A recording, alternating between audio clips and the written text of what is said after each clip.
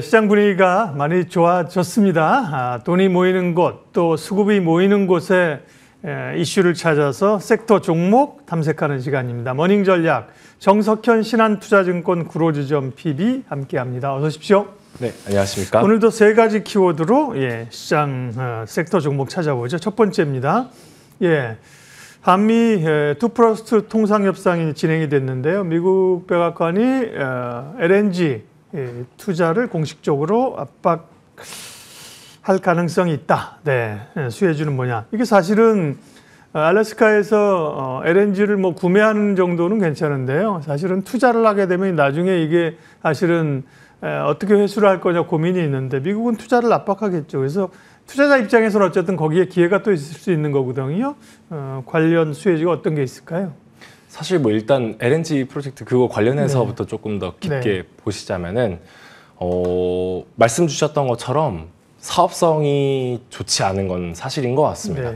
이게 LNG 프로젝트 같은 경우에는 이제 1990년대 말부터 이미 얘기가 많이 나왔음에도 불구하고 이제 성사가 되지 않았었던 이유 자체가 수익성 때문이었었던 건데 이제 이번에 트럼프 2기 정부가 들어서면서부터 알래스카 관련돼 가지고 에너지 패권과 관련된 언급이 계속 나오다 보니까 아무래도 좀 강행하려고 하는 움직임이 계속 된다고 봤을 때는 한국 기업들이 LNG 프로젝트에 추가적으로 투자해야 되는 금액이 늘어날 수밖에 없을 것 같다라는 느낌이 들어서 이 부분에 대해서 첫 번째 주제로 가져올 수밖에 없게 되었습니다. 그러니까요.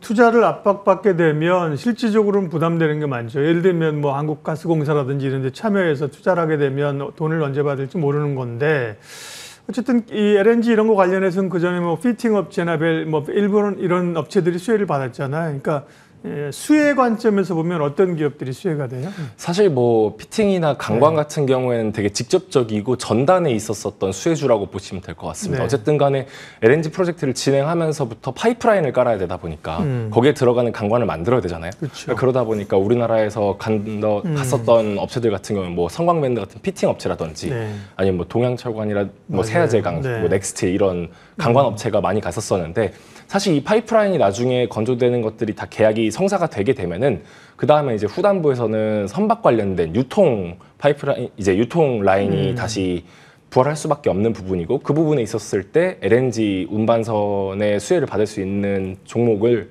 저는 이제 HD 현대미포를 가지고 오게 되었습니다. 조선주 가운데 현대미포조선이 그 부분에 특별히 좀 경쟁력이 더 있나요?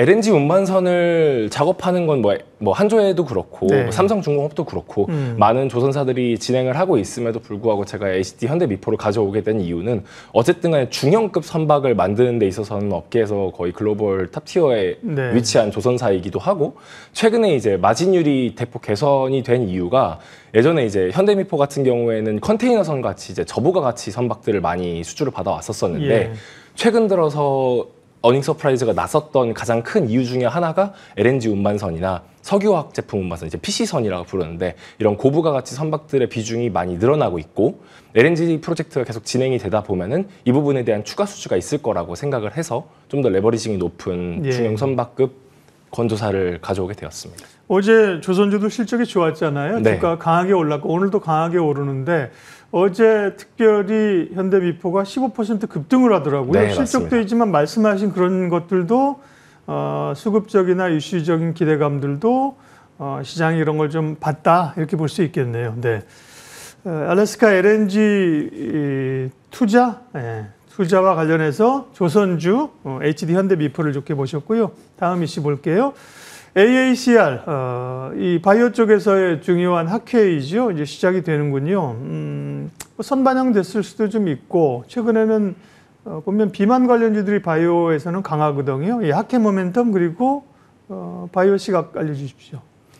이제 세계 3대 암학회 중에 하나인 이제 AACR이 오늘부터 시작해서 4월 25일부터 4월 30일까지 개최가 되는데 우리나라의 대표적인 바이오 제약 기업들도 많이 참여를 해요. 지금 이제 화면에 나오는 이제 펩트론, 보로노이, 리가켄 바이오, 파로스 아이 바이오, ABL 바이오 최근에 되게 급등 많이 했었었는데 이런 바이오 업체들이 와서 전임상 단계 관련된 연구 결과나 아니면 신약 개발 관련된 것들을 조금 추가적으로 논의하는 장이라고 생각을 해주시면 될 것 같습니다. 뭐 지금 여기서 이제 추가적으로 봤었을 때 괜찮다고 생각을 했었던 기업은 저희 이제 펩트론이라는 기업을 가져오게 되었는데 네.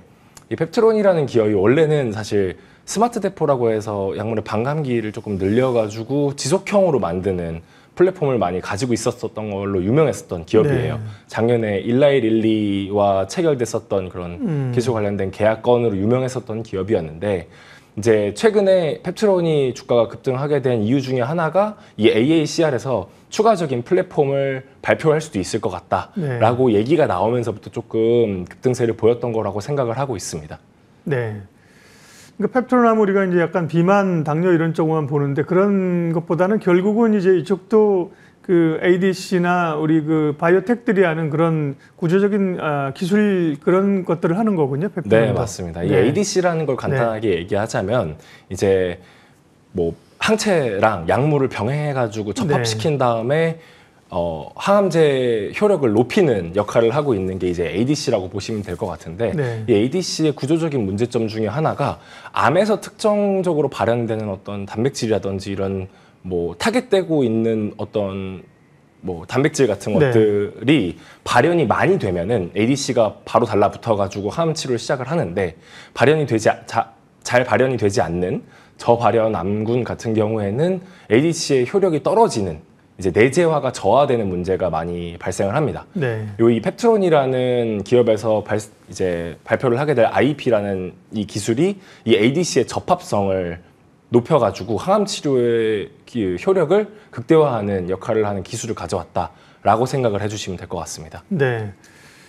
펩트론 차트 한번 볼까요? 예, 이제 꼭 말씀하실 때 목표가나 손절가를 꼭 주실 필요는 없는데 그래도 이제 대략적인 가격의 최근의 흐름이나 그죠? 이런 가이드라인을 조금 주시면 좋아요. 제가 그 이유는 이제 ABL 바이오도 이제 대규모 기술 출이 있었고 펩트론도 사실 단기 최근 많이 올랐거든요. 네, 맞습니다. 이런 하계 모멘텀이 오히려 또 좀 세론이 되지 않을까 싶어서 가격 전략은 어떻게 잡으면 돼요? 가격 전략적으로 봤을 때 사실 이게 되게 조심스럽기는 한데 바이오 특별히 더 그렇죠. AACR에서 얼마나 효능이 높았는지를 발표하느냐에 따라서 업사이드가 많이 달라질 것 같기는 해요. 뭐 보수적으로 봤었을 때 20만 원까지는 볼 수 있을 것 같다고 생각은 하고 있지만 추가적으로 봤었을 때 ADC 항암제들의 효력을 충분히 끌어올릴 수 있을 것 같다라는 연구 결과를 발표를 하게 된다면 뭐 그 이상의 업사이드도 볼 수 있을 것 같다라고 생각을 좀 조심스럽게 하고 있습니다. 네.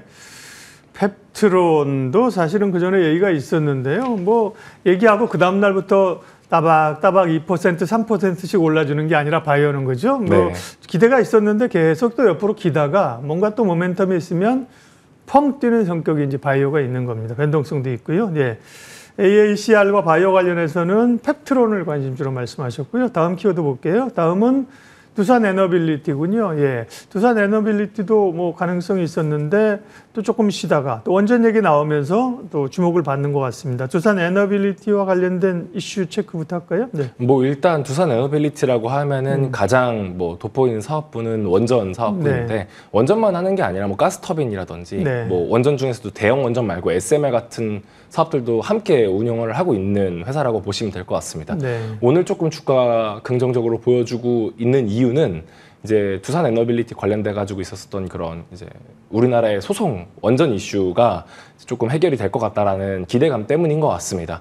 기존에 이제 미국의 웨스팅하우스와 프랑스의 EDF가 체코 원전 수주 관련해가지고 우선 계약자로 들어가는 게 우리나라만 들어가는 게 맞느냐라는 부분에 대해서 이제 계속 소송을 진행해 왔었는데 결국에는 이제 체코 쪽에서 이 부분을 기각을 하고 우선 협약 대상자로 선정을 하는 게 잘못된 부분이 없다라고 얘기를 했었다는 거에서 두산 에너빌리티의 이제 원전 수주 계약이 좀 더 가시성 있게 드러날 수 있을 거라고 생각을 해서 오늘의 주가가 조금 많이 반등을 하고 있는 게 아닌가 싶습니다. 이제 원전도 말씀하신 뭐 체코도 그렇고 이제 수출과 관련된 모멘텀으로 지속적으로 관심을 끄는데 최근에 사실 정책적으로 관심 있는 것은 우리 대선이잖아요, 그죠? 네, 맞습니다. 유력 대선 주자들이 그날 무슨 얘기를 하느냐, 어디 가느냐에 따라 주가가 움직이는데 그렇게 보면 원전은 어쨌든 향후 어떤 정권이 꾸려질지 모르지만 사실은 좀 정책과 관련되게 되면